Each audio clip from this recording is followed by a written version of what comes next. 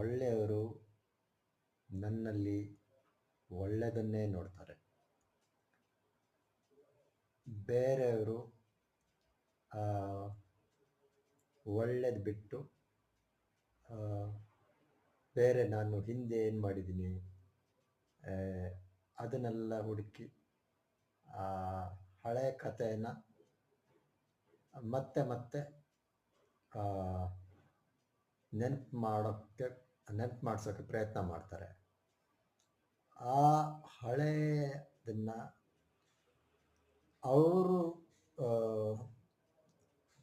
ಅವರಿಗೂ ಹಳೆಯದನ್ನು ಮರೆಯೋಕ್ಕೆ ಇಷ್ಟನೇ, ಆದರೆ ಅವರು ಮರ್ತಿರಲ್ಲ.